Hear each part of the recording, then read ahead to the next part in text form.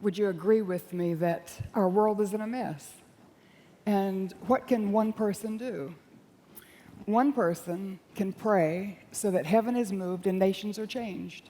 And Daniel was such a person. Daniel was a man who was committed to praying, and he had been in captivity. When we come across his powerful prayer in Daniel chapter 9, he had been in captivity. He was enslaved in Babylon and had been there for 67 years. He's surrounded by a hostile culture, idolatry, immorality, all that would have gone in the Babylonian world. And yet he was a man who moved heaven and changed nations because he was a man committed to prayer. And I don't know what kind of commitment you've made to prayer. We can pray, as my mother says, on the hoof. You can pray 24/7. But the Daniel prayer that is found in chapter 9 is more than just your casual, everyday kind of prayer. It's more than just an intercession for your own needs and your family. It's a prayer that does move heaven and changes nations, and it requires commitment. Just like an athlete can't show up for a game or a race and think he can win without preparation. The Daniel prayer requires preparation. And in Daniel chapter 6, verse 10, it says this about Daniel. It says, Daniel went home to his upstairs room where the windows opened toward Jerusalem. 3 times a day, he got down on his knees and he prayed, giving thanks to God.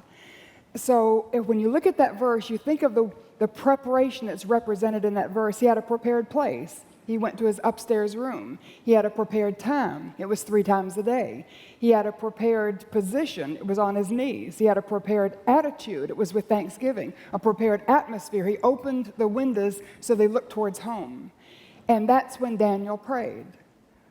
So do you and I wonder why sometimes our prayers don't move heaven and change nations? Is it because we lack preparation to pray?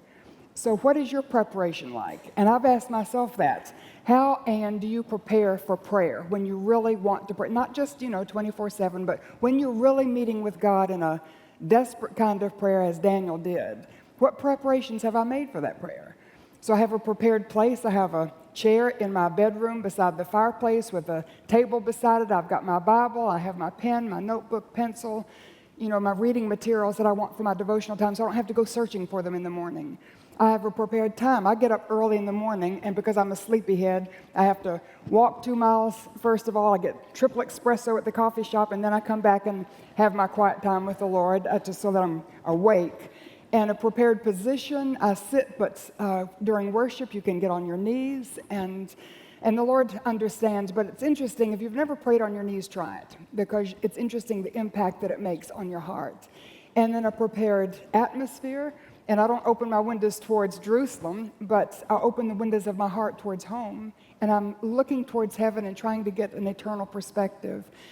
And so when you think of the preparation that you've made, and 3 times a day, I don't pray 3 times. Well, we can pray 24/7, but once a day is when I pray and draw aside like that.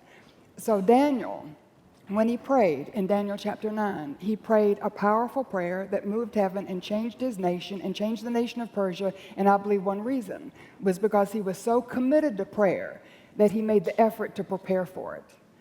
So I want to challenge you. If you want to pray like Daniel did, if you want to pray in such a way that heaven is moved and nations are changed, then would you make the preparation?